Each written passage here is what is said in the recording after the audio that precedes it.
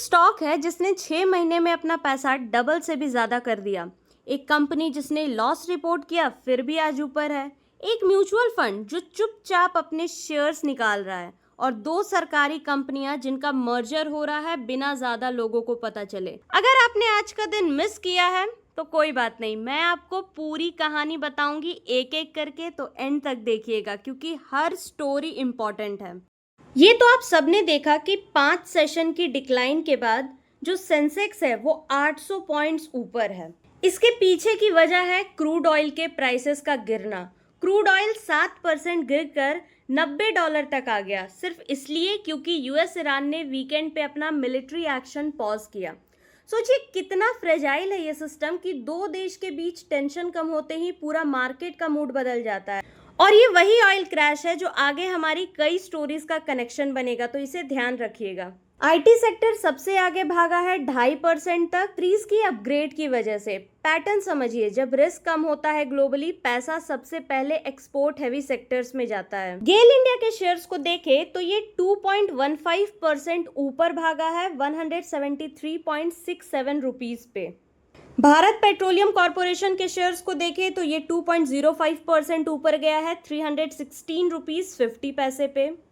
Power finance corporation के share को देखें तो ये 2.02% ऊपर गया है 420 रुपए 20 पैसे पे। वहीं आरईसी के शेयर को देखें तो ये आज 2% ऊपर है 368 रुपीज 85 पैसे पे। ऐसा लगता है सब एक ही वजह से चल रहे हैं, लेकिन ये सबसे बड़ा झूठ है जो प्राइस चार्ट दिखाता है। चारों की असली कहानी बिल्कुल अलग है। सबसे पहले गेल की बात कर लेते हैं। गेल के क्वार्टर ईयर की रिजल्ट्स अभी तक अनाउंस नहीं हुए हैं।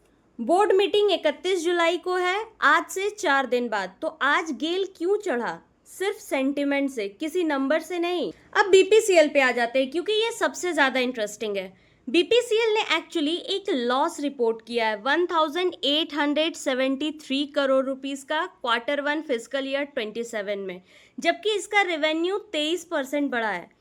इसके पीछे की वजह है crude oil prices. US Iran tension की वजह से इतने बढ़ गए थे कि कंपनी की मार्केटिंग मार्जिन ही खत्म हो गई।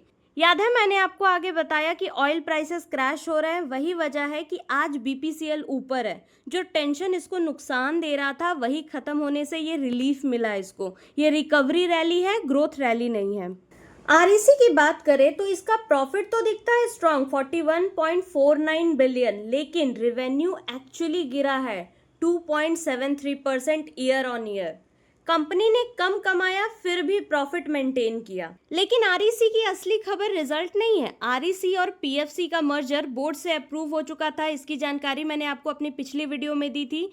रेशियो फिक्स हो चुका है, हर 100 आरईसी शेयर्स के अगेंस्ट 88 पीएफसी शेयर्स मिलेंगे। यानी कि जब आप पीएफसी के नंबर देखोगे तो याद रखना वो भी इसी मर्जर स्टोरी का हिस्सा है। दोनों स्टॉक्स अब एक दूसरे से जुड़े हुए हैं, फ्यूचर शेयर करते हैं। तो मेरा ओपिनियन ये है कि जब आप ये देख करके खुश हो जाते हो कि सब पीएसयूज ऊपर है, तो आप मिस कर देते हो कि कुछ शेयर्स जो है जेन्युइनली रिलीफ पे चल रहे हैं, जैसे कि बीपीसीएल।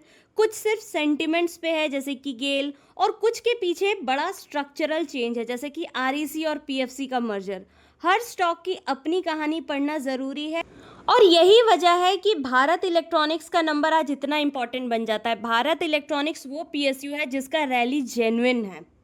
अब आप फर्क देखो, अगर हम गेल की बात करें तो ये सेंटिमेंट पे है, बीपीसीएल की बात करें तो ये रिलीफ पे है, लेकिन भारत इलेक्ट्रॉनिक्स का रैली रिजल्ट बेस्ड है। इसका प्रॉफिट 9% बढ़ा है ईयर ऑन ईयर 1054 करोड़ तक। रेवेन्यू देखें तो सीधा 25% का जंप है। जब रेवेन्यू प्रॉफिट से 3 गुना तेज बढ़ता है मतलब कंपनी जेन्युइनली एक्सपेंशन फेज में है। तो मेरा ओपिनियन ये है कि डिफेंस पीएसयू अब इंडिया में एक स्ट्रक्चरल थीम बन चुका है, सिर्फ एक दिन का ट्रेड नहीं है। इसलिए भारत इलेक्ट्रॉनिक्स का नंबर पीएसयू पैक के बाकी 3 स्टोरीज से अलग खड़ा होता है। ये असली अर्निंग की कहानी है। अब आती है वो कंपनी जिसने चुपके से सबको पीछे छोड़ दिया, लॉरस लैब्स। इसकी असली बात यह है कि 6 महीने में 72% का रिटर्न दिया इसने। यानी कि अगर आपने 1 लाख लगाए होते तो आज 1.72 लाख होता। का प्रॉफिट डबल से भी ज़्यादा हुआ है, 163 करोड़ से 368 करोड़। ये कंपनी दूसरी फार्मा कंपनीज के लिए पीछे से मैन्युफैक्चरिंग करती है। आपने जो मेडिसिन ली हो उसके पीछे शायद लॉरस का हाथ हो बिना आपको पता चले। ये पीछे से बनाने वाला बिजनेस इतनी तेजी से बढ़ रहा है कि 2030 तक कंपनी का आधा रेवेन्यू यही बनेगा। सबसे चौंकाने वाली बात तो यह है कि सिर्फ 6 महीनों में इन्वेस्टमेंट प्लान डबल। जब कंपनी इतनी जल्दी अपना इन्वेस्टमेंट डबल करती है मतलब उन्हें जेन्युइनली लगता है कि डिमांड आने वाली है। अब ये वो स्टॉक है जिसने साल भर में 112% रिटर्न दिया। कोल बेस्ड पावर कंपनी इतनी तेजी से क्यों चल रही है जब सब रिन्यूएबल की बात कर रहे हैं? जवाब है AI। Amazon, Google, Microsoft India में डेटा सेंटर्स बना रहे हैं और डेटा सेंटर चलाने के लिए नॉर्मल फैक्ट्री से कई गुना ज़्यादा बिजली चाहिए। अडानी ने अपना टारगेट ही बढ़ा दिया है, सिर्फ डिमांड इतनी तेज़ी से आ रही है। तो मेरा टेक ये है कि थर्मल पावर अभी भी उतनी ही ज़रूरी है ग्रिड स्टेबलाइज करने के लिए जितना कि ग्रीन एनर्जी। सिर्फ कोई इसको डिस्कस नहीं करता। और इंटरेस्टिंग कनेक्शन ये है कि जैसे हमने भारत इलेक्ट्रॉनिक्स में देखा genuine earning based growth, Adani power भी उसी कैटेगरी में आता है। ये सिर्फ सेंटिमेंट नहीं, एक real demand led structural story है। नेक्स्ट आता है PN गाडगिल ज्वेलर्स, जिसका प्रॉफिट 52% ईयर ऑन ईयर बढ़ा है और स्टॉक 8% ऊपर गया है।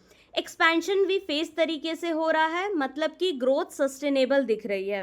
अब आता है रत्नवीर प्रिसीजन इंजीनियरिंग, जिसका स्टॉक 14% ऊपर गया है on strong Q1 results. Next है एंड्रयू यूल एंड कंपनी। सिर्फ एक गवर्नमेंट सर्कुलर आया कि सारी मिनिस्ट्रीज यूल टी यूज करें और स्टॉक 20% तक ऊपर उठ गया, लेकिन ध्यान दीजिए वो अपना इंट्राडे हाई से गिरकर आधा रह गया। सो मेरा ओपिनियन ये है कि ये तीनों स्टॉक्स जो मैंने आपको बताए, PN Gadgil jewellers, Ratnaveer precision engineering, Andrew Yule and company, तो ये तीनों हमें सिखाती है कि रिएक्शन अलग स्पीड से होता है। PN गाडगिल जैसी जेन्युइन अर्निंग्स रैली सस्टेन करती है, लेकिन एंड्रयू यूल जैसी सर्कुलर बेस्ड रैली जल्दी फेड हो सकती है। कल्याण ज्वेलर्स में एक म्यूचुअल फंड अपना 5 करोड़ शेयर बेचने की तैयारी कर रही है।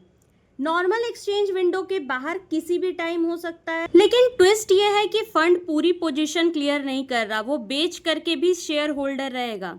तो मेरा टेक ये है कि ये डर के मारे बेच रही वाली बात नहीं है, सिर्फ पार्शियल प्रॉफिट बुकिंग है। और इंटरेस्टिंग बात ये भी है कि REC PFC जैसे ही एक बैकग्राउंड रीस्ट्रक्चरिंग स्टोरी है जो आज के प्राइस मूव में नजर नहीं आएगी, लेकिन अगले कुछ दिनों में इंपॉर्टेंट हो सकती है। जून क्वार्टर में फॉरेन इंस्टीट्यूशनल इन्वेस्टर्स ने 41 लार्ज कैप कंपनीज में पैसा बढ़ाया।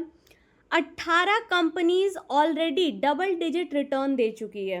ग्रो के parent company billion brains garage ventures ने 30% का रिटर्न दिया। फॉरेन इंस्टीट्यूशनल इन्वेस्टर्स की होल्डिंग 3 गुना बढ़ी है। जब प्राइस और FII होल्डिंग दोनों साथ बढ़ते हैं मतलब बड़े इन्वेस्टर्स पोजीशन बना रहे हैं, सिर्फ ट्रेड नहीं कर रहे हैं। और ये बिल्कुल वही पैटर्न है जो हमने अडानी पावर में देखा, जेन्युइन इंस्टीट्यूशनल कॉन्फिडेंस, सिर्फ एक दिन का हाइप नहीं। अब एक टेंशन वाली बात, क्योंकि पूरी तस्वीर पॉजिटिव नहीं है। इंडिया के US को एक्सपोर्ट्स जो है वो 16% गिर गए हैं, $26.2 बिलियन हो गए हैं 3 महीने में, जो कि पहले 31.3 बिलियन था। हाँ, टैरिफ से इंडिया को कुछ एज मिल सकता है, लेकिन अभी 1/4 एक्सपोर्ट्स प्रेशर में है। सो मेरा टेक ये है कि जब तक ये नंबर इम्प्रूव नहीं होता, सिर्फ हेडलाइन देख करके पूरी इकोनॉमी को खुश मत समझिएगा। बिल्कुल वैसे ही है जैसे कि हमने BPCL में देखा, जहां पर हेडलाइन तो रिवेन्यू ग्रोथ वाली थी, लेकिन असलियत जो है वो लॉस थी। तो कल के लिए जो शेयर्स देखने लायक है वो है लारोस लैब्स का मोमेंटम कंटिन्यू होता है या प्रॉफिट बुकिंग आती है, कल्याण ज्वेलर्स वाली डील एग्जीक्यूट होती है क्या, REC PFC मर्जर की डिटेल्स आगे क्या आती है उस पर ध्यान रखने की ज़रूरत है।